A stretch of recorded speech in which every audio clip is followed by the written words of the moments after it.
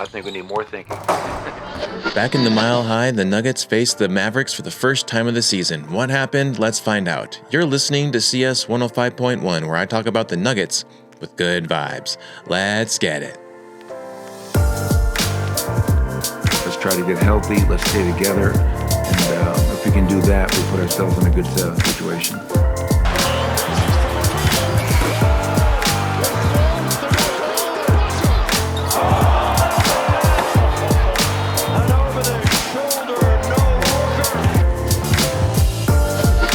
How's it going, everyone, and welcome. I'm CS Chandler here for another take of Nuggets basketball. So I am going to try to be positive as much as I possibly can, but this was not good. This game was not good. I'm just gonna say that right now. We're definitely feeling it right now, Nugs fans. And I know we're 20 games into the season now. We are officially a quarter of the way into the season. So I feel like now's the time to start to see where things are breaking and what can be fixed and everything. So I'm back. I'm back in my studio. Very, very happy to be back in my studio. I love my studio. So I'm glad to be back here and give you the good vibes, the good word, if it will, from here, from my main home. So, and then I got a little addition to the hat collection. If you didn't notice, I do pride myself in my hat. So gotta get the support of the city edition stuff, even though they didn't really play with their city edition jerseys today. But let's get to this. No more diddle daddling. I've procrastinated. Tried to shift the focus away from the game. And I'm still doing it. Yes, I'm still doing it. But the Nuggets were back in home at the Mile High to take on the Mavericks for the first time of the season. And going into this game, the Nuggets had already lost 3 straight home games. Yes, we won on the road. We have become a very good a road winning team, which is very different than how the season started. When the season started, we were actually kind of dicey on the road and killing it at home. Now we're dicey at home and we're killing it on the road. So we had a 3-game losing streak. And the Mavericks, if you aren't up to date on the Mavericks have not had the best ideal season. They're a very poster childish kind of view of the most tragic team in NBA possible. Like they lost Luka, then they lose Kyrie to an injury, then they lose AD to an injury, and then like they just had people falling off like constantly, and so you started to feel bad for them. But not after tonight. But still, they haven't had a great season. They're at the bottom of the barrel right now. And man, the injury list for the Nuggets, however, still again, no AG, no CB, no Julian Strawther, and to add salt on the wound, Jokic and Brucey B were both listed as questionable. Brucey B apparently has an illness. I thought that would be more towards the knee issue that it was last game, but apparently now it's an illness that he's dealing with. Jokic is still dealing with the wrist issues, and he has been taping that wrist up thick, like a whole, like almost like an inch worth of tape around that thing. Like they are taping it so tight and like thick. It's crazy. So you know that it's definitely hurting, and he's a tough player. So you're not gonna get Jokic to miss a game on a wrist issue. It would have to be like a lower back, like it usually is whenever he sits out, or something worse, which I don't even want to entertain because I don't want to jinx anything. But they were both listed as questionable, and they both would play. Luckily, Nugget starters were Jamal Murray, Cam Johnson, P. Watt, Spencer Jones, and Jokic. They were playing in their blue Mile High jerseys, and the Mavs were playing in their white jerseys. And damn it, the losing streak continues, everyone. The Mavericks won. Final score, 131-121. Man, this is really disheartening. I gotta tell you, this is really disheartening to lose 4 straight games at home. Home. In the Mile High, where we are supposed to have the advantage over any team that comes in to that arena. And lately, they have just been looking like the visiting team in their own arena. It's just embarrassing a little bit. And I am not going to be, I try not to be a reactionary fan. I know that it's a long season, things can change, and you're going to have your ups and downs. But you look at how they're doing compared to how other teams are doing. And the Nuggets just are like, all of a sudden, you lose a couple of guys, and that's the excuse for not playing hard and not showing more effort. So it's all over the place, and let's just get right to this game and figure out what happened. Let's break this thing down, because in the first quarter, the Mavericks controlled the tip and missed their first shot. On the other end, Jamal Murray misses a layup and then gets his rebound to drill a 3.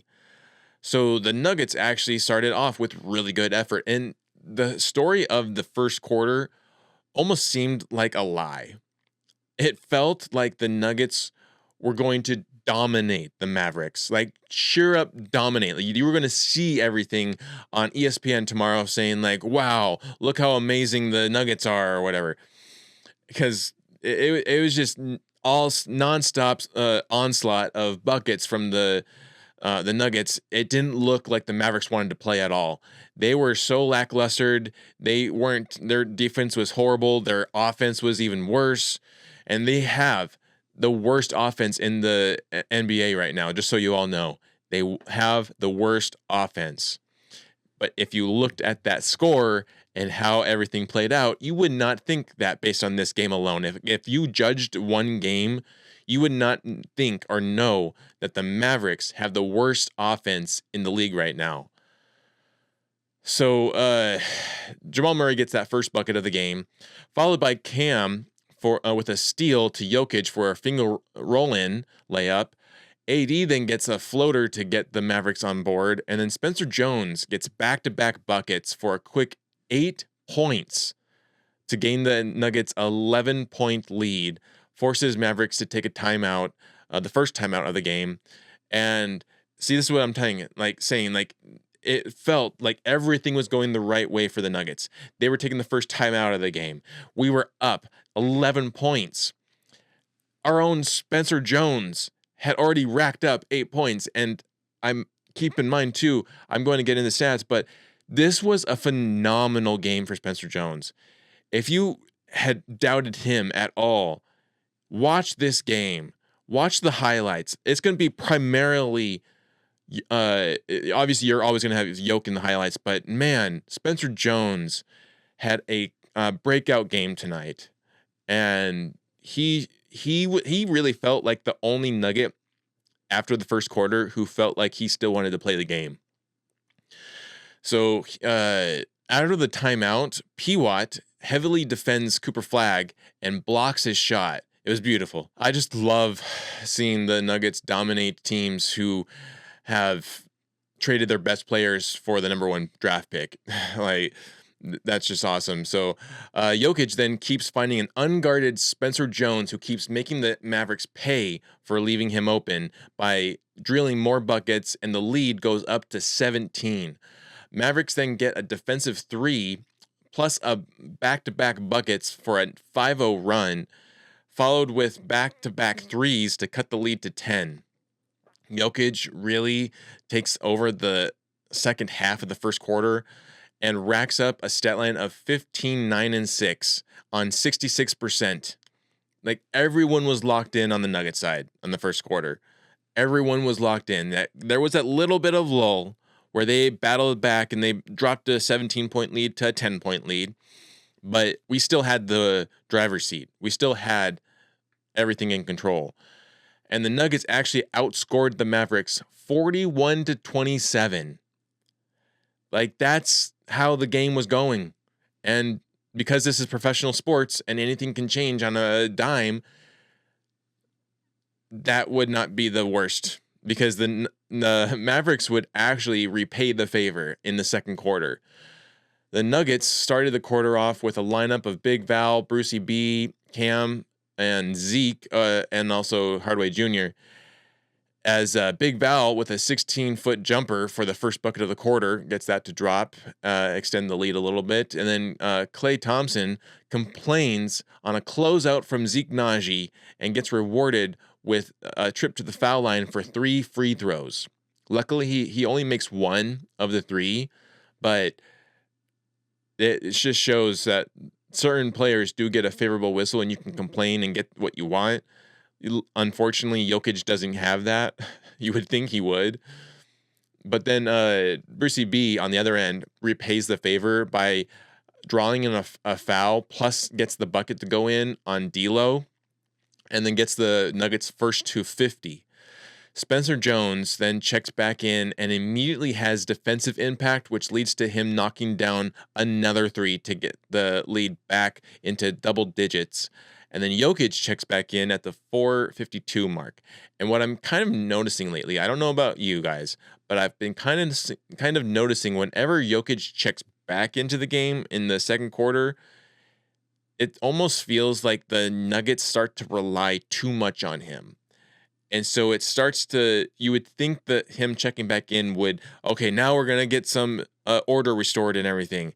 And on another end, though, and what actually ends up happening is it gets even worse, because now you have Jokic just kind of coming in off the bench or from resting, and he's not the same revved up Jokic that was playing in the first quarter. He needs to get a little revved up as well. Meanwhile, the other guys are relying too much on him to make the decisions, and so that's where the turnovers start to happen, and the missed shots, and the foul baiting and everything all happens with the miscommunications and the over reliance on Jokic when he checks in and when he checks out. It's like when he checks out, a lot of times they don't know what they want to do. But then you check him back in to try to restore order, and then they still don't know what to do because they're too reliant, So Jokic then starts getting frustrated because he's getting way too aggressively defended by Mavericks, whether it's Cooper Flag or Powell. But he starts getting the ball turned. He starts turning over the ball, essentially, and getting a little hot at the refs. Luckily, he didn't get teed up, though a Nugget would get teed up, just not him. Mavs then go on a run to knock the lead down and tie the game. AD then gets a putback off a flag miss to give the Mavericks their first lead of the game. Nuggets defense is left in the first quarter, as the Mavericks are still able to knock down whatever they want. Mavericks then outscore the Nuggets. Remember that first outscoring in the first quarter? Nuggets outscored the Mavericks 41-27. Well, the Mavericks responded and was like, no, we're going to give you 42-27. So they outscored us by 1 point, more point than what we did the first quarter. Like a complete repayment. Here's the receipt. That is just and then it left the Nuggets down going into the half, 69-68. Yeah, that's 1 point, but it can have an effect on the mind, and the mind is the most key point in the whole game. If you're not locked in mentally, then you've already lost the game, and that's kind of what happened in this game. Really, the second quarter really disrupted the Nuggets. Despite only being down by 1 point into the half, that one ass kicking in that quarter was enough to really kind of break them. They battled back in the third, though. Nuggets start off with the starters as Cam on a reverse layup misses. Luckily, Mavs miss on their end too. So Jamal down with he also goes down with an ankle sprain. Luckily, Jokic gets the first bucket of the quarter with a 3 to finally drop. And then Nembhard, who is the younger brother of Nembhard in the Pacers, he ties the game with back-to-back uncontested threes. I thought we were past the whole uncontested threes, but I guess that is just part of the identity of the Nuggets. They just love to not contest the perimeter or to guard the perimeter. They just don't care about it. And if anything, you would want to guard that more than the paint. If it's a numbers issue, you would want to guard the 3 line, because there's if they keep on making them, which they did, they're going to win just by sheer number volume. So he gets back-to-back threes uncontested. And then Jokic dimes to Spencer Jones for the layup to get Jokic another triple-double at the 7:09 mark of the third quarter. We were kind of hoping that was going to happen in the first quarter. He was so close to a triple-double. He was already, like I said, 15, 9, and 6. That was just 1 rebound away and 4 assists away from a triple-double in the first quarter. But then Jamal comes back in. You thought that he was done with. He comes back in, tries to play a little bit, and then he would actually eventually go back out and he wouldn't return. So there is something wrong with his ankle. I would strongly doubt that we will see him on Wednesday when they face the Pacers. But Jones, then on an assist from Jamal, charges the rim and slams it down on Cooper Flag. Beautiful. Nuggets then getting manhandled by Nembhard. Nembhard was just killing the Nuggets tonight. He was getting whatever he wanted, and it was mostly uncontested. Like, it didn't feel like the Nuggets took him seriously and then in return got paid for it by that. It kind of felt like how the Mavericks were treating Spencer Jones, really. Like, they were just leaving them wide open, and they were like, okay, you're going to leave me wide open, I'm going to drain it. And that's what happened. Jamal then fouls Powell on a bunny hop to get the bucket plus the foul and gives Mavericks first to 100. And that's around the time that Jamal would actually check back out. Nuggets still not able to get stops as the Mavericks just blow right past them, going to the rim. And luckily, though, the Nuggets still nearly managed to outscore the Mavericks in the third quarter, 36-33. So then the fourth quarter, the Nuggets start off with a lineup of Big Val, Brucey B, Tim Hardaway Jr., Spencer Jones, and Cam Spencer. As the Mavericks miss their first chance again, Cam nails a 3 on the other end for the first bucket of the quarter. Bruce then gets teed up with salty language at the no call that the refs refused to give him from D'Lo, and gives the Mavericks a chance to tie the game, and they do. Followed by the Mavericks taking the lead again off an uncontested 3. Jokic checks back in at the 8-minute mark, and then defense just goes out the window for the Nuggets as the Mavs, with 2 minutes left on the clock, rack up a 12-point lead. This was within grasp. Like, at the 3-minute mark, it was already like we were only down by 1, and then it became 3, and then it became 12 with the nonstop threes that they continued to rain on the Nuggets. The Mavs actually end up outscoring the Nuggets 29-17. And the Mavs win once again, 131-121, equaling to a 4 straight home loss for the Nuggets. Just, I don't know what to say. That just is like really frustrating. It's very frustrating. And there's a lot of like, okay, don't be reactionary. And this is a long season and everything. Things are going to happen. It's going to go down. It's going to go up. But again, when you see the level of effort in there, it's just enough to get you really, really upset and frustrated. So I don't believe in should win games. That's the main thing, is I don't believe in should win games. Every team is capable of beating any team at any given night, and especially if they think that they've got it going. And that's what happened with the Mavericks tonight after that second quarter. They finally had confidence instilled in them to give them that lift of effort.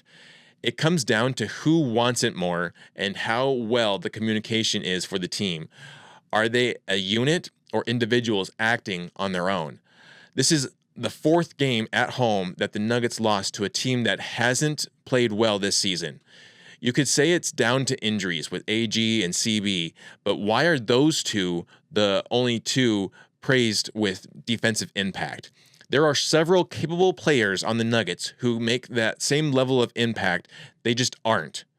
So In these last 4 home games, the Nuggets have looked more like the visiting team with the level of effort they are playing. Each team that comes in and beats them at home has been a team that plays with fast pace.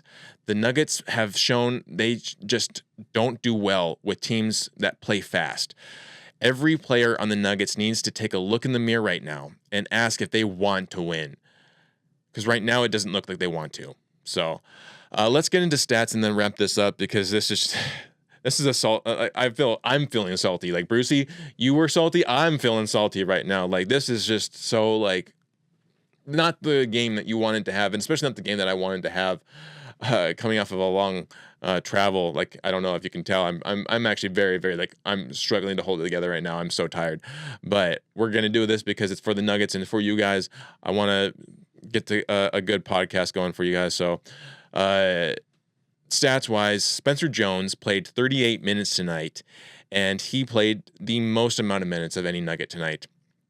And had we win, I would have drafted up a graphic for him. But I only do the graphics now for the players that are for the team, or for players when the team wins. So I was really hoping they totally squandered his game, this breakout game for him. It was beautiful. And not to mention, actually, Jokic did do amazing too. So, but I digress. Spencer Jones, 38 minutes, 28 points, 5 rebounds, 11 for 15 from field, so 73%, 4 for 6 from 3, 2 for 2 in free throws, 1 turnover, 2 personal fouls. He was a -10? What? I don't feel like that's on him. That's on everyone else that was on the court at that moment, because literally he was the only one who wanted to play. He was giving the hustles that no one else would. When the ball was about to go out of bounds, he would dive for it and throw it right back. No one else was doing that. There was several times. I'm just going to sidetrack right here from stats real quick, because I got a rant right now. There was a specific time that just drove me up a wall, and it's not the first time this has happened. So anyone who is like, oh, well, Nuggets fans panic or whatever, like, no, this is something that is just frustrating, objectively frustrating as a sports fan to see your team do. When one guy in the defensive paint in the offensive paint tries to keep the ball alive off of a miss shot from someone else, and he bats the ball out, and the rest of the team isn't there. They're on the defensive end. What the fuck are you doing, Nuggets? Why are you leaving your man stranded on an island trying to battle out the ball for you guys on second chance points, and you're already giving it up and on the defensive end? Where's the freaking effort? Where's the communication? Where's everything that you need to get the bucket in? Like, that was so freaking frustrating. I'm a little crashing out right now, because that was just stupid. I hate to see that happen. Like, the times that we've won and we've dominated, it's because also we stick with the play. You stick with the play. Even if you miss, you battle out the rebound. You battle out the 50-50 ball. Like, what is going on when you're shooting and then you're already on the other end of the court? You still got one guy in there battling it out for you guys. Like, go and help him. Where's the team effort there? So that was really that got me so hot. I had to put that back out there and get that off my chest. So Peyton Watson, moving on. Peyton Watson played 34 minutes tonight. He had 15 points, 5 rebounds, 3 assists. He had 3 blocks, 3 amazing blocks too. Like, he was actually fairly good with the offensive end of the game tonight. It wasn't a great offensive moment for P. Watt tonight, though. 15 points isn't nothing to sneeze at. It was more than 2 other starters tonight, but still. And he did shoot 50%. So he shot 7 for 14 from field, 1 for 4 from 3. He had 0 turnovers, 0 personal fouls, was a -5. So I'm going to give a pass for Peyton Watson too. He did play somewhat decently well and did have some kind of integrity in that game to try to not lose it. Nikola Jokic played 37 minutes tonight with a sprained wrist. and doing a lot of the work because no one else is wanting to do the work. It was him and Spencer Jones and a little bit of P-Watt. So he had a triple-double, like I said, 29 points, 20 rebounds, 13 assists. 1 steal, 2 blocks, 10 for 24 from field. So the efficiency on this one was not great. 41% there. 3 for 10 from 3, 30%, not great. 6 for 7 from free throws. For Jokic, that's not great. 85%, no, I need 100. 100% from free throws is the only acceptable stat for that. And then 2 turnovers, 2 personal fouls was a -1. Cam Johnson played 36 minutes tonight, and he had 10 points. 1 rebound, 2 assists, 2 steals. He was 3 for 10 from field, 1 for 6 from 3, 3 for 4 from free throws, 1 turnover, 2 personal fouls. He was a -14. And I would not say this was a horrible Cam game, before this in the pregame, Edelman did say, like, we were talking so much about how poorly Cam was playing at the beginning of the season. Why don't we also talk about how good he's playing now when the ball is dropping down? And I don't think enough credit is going to him. So I've said it many times on my show, but even at 10 points, I still saw some effort at times. Though there were like the 2 turnovers the 1 turnover that he had was bad. The same thing with, like, what was it, the Suns game or something like that? Like, there's been a couple of horrible turnovers from Cam Johnson in the last couple of games, but he is kind of repaid back with a positive thing, So still some decent minutes from Cam John. And then Jamal Murray, 26 minutes tonight, also 10 points. 4 rebounds, 9 assists, 1 steal, 3 for 8 from field, 2 for 3 from 3, 2 for 2 from free throws, 3 turnovers, 1 personal foul, was a +2. He almost got a triple-double himself in the first quarter. Like, that stat that I just read off is primarily what he made in the first quarter. Because then he barely played the second quarter, and then he barely played the third quarter. So he didn't really do a lot more to get a triple-double. But I was really hoping that both him and Jokic would have gotten a triple-double. And then bench-wise, I mean, Tim Hardaway Jr. made 13 points off the bench, playing 30 minutes, 1 rebound, 6 assists, 1 steal. He was 6 for 12 from field, 1 for 6 from 3. Didn't make any free throws, didn't shoot any. And then 0 turnovers, 1 personal foul, was a -6. So Big Val played 11 minutes tonight, so loving that. But I honestly, David Edelman needs to play more guys. I'm getting frustrated with him only focusing on these guys. You need to play more guys. Obviously, you need to play more guys. And hopefully I would hope Jamal doesn't play on Wednesday. I actually don't want him to play. I want him to rest up, and I want David Edelman to be forced to play Pickett and Curtis Jones. Play someone else. I know they're younger guys, but you got to give them time. We just saw Nembhard go crazy on us. So you're not going to give Curtis Jones an equal chance? Like, come on now. So overall stats, we had 47 rebounds to their 43. So we out-rebounded them. We had 37 assists to their 35. So we out-assisted them. We had 5 steals to their 4. So we out-stole them. We had 5 blocks to their 4 blocks. We out-blocked them. But efficiency, we shot 47%. They shot 55% from field. We shot 32% from 3. They shot 51%. Again, people, the worst offense in the league just shot 51% on you from 3. That is 100% verification that the defense of the Nuggets right now just sucks. It is horrible. And it needs to get better. And it can't just be all relying on AG and CB. You've got to have other people stepping up to play good defense. not leaving guys open for uncontested threes. So we had 83%. We shot 83% from free throws. They shot 64%.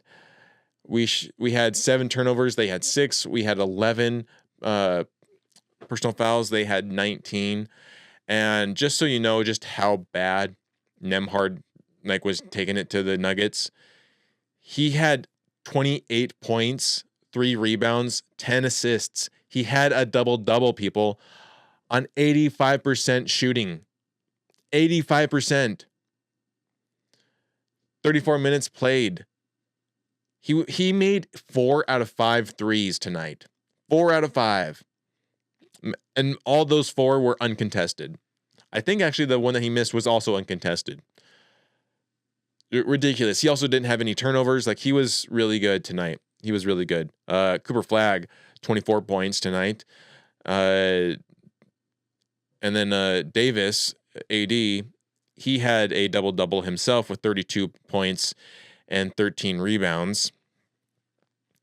So, on shooting on 56% there. And then Klay Thompson was the other big one with 15 points. So basically, you had 3 guys lead the Mavericks to a win over the Nuggets, who are supposed to be a deeper team.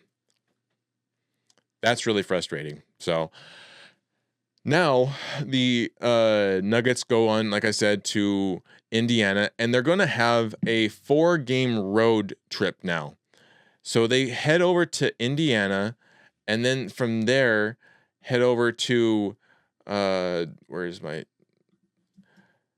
head over to Atlanta, and then to Charlotte, and then because the new games came out on the 11th, they're going to go over to Sacramento, and then they come home to play the Rockets on the 15th. But that in itself, they got a little 3-day rest period there, but to go from Charlotte all the way over, you were going coast to coast, Charlotte all the way to California to play the Kings. We'll see how well they do on the road now, and hopefully they get a bounce back win on Wednesday against the Pacers and extend the winning streak there. So we have 2 streaks going on, people. If you're not keeping record right now or track, I'll do it for you. We may not have a winning overall record right now on any kind of winning streak there, but we do have a road winning streak, so that's good. That's at 7. We can maybe hopefully push that to 8 on Wednesday, and then we have a 4-game home losing streak, which is terrible. We haven't had this since Jokic's rookie year. His rookie year was the last time that we had a 4-game losing streak at home. So things are not good for the Nuggets right now. There's a lot of frustration, and you could tell it from the faces. I saw it. I mean, just from having covered this team in person a couple times, I know that they're not happy right now. And hopefully that shows in Indiana against the Pacers. And I'm sorry, Indiana, but you are going to get a lot of aggression, and it's not because of you, it's because of the previous games, and you know how that is. So, but that's pretty much all I got for this episode. Try to keep it sweet, short and sweet, and just check in with you guys. Gotta vent this frustration loss. Man, the Nuggets just keep on doing the frustrating losses. Not the okay, yeah, they played well. It sucks that they lost, but they played really well. No, it's frustration on all ends.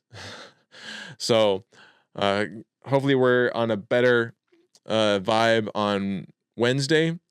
I know that I guess I like to end on good vibes, so I will end on the fact that the Broncos, if you don't keep up to date with that, the Broncos are on a winning streak. They have been on a winning streak for some time. They have only lost 2 games, and they just won another one in OT the other night against the Commanders. And then the Avalanche are still dominant. They have only lost once in regulation. They lost recently in a shootout, but then they came back and they won. against the Canadians. So that's awesome. And we'll end there. We'll end on that note. So that's all I got for this episode. I hope you enjoyed it. If you did, please give it a like and subscribe. Share it out to your friends and family. And if you do feel gracious enough to give me a donation, I do have my PayPal link in the description as well on the profile page. I would really appreciate it. And you can also attach some kind of your own take of the Nuggets, of the specific player, of any other team. I'll be happy to read it off and give you a shout out there. You've been listening to CS 105.1, where I talk about the Nuggets with good vibes. We'll catch you later.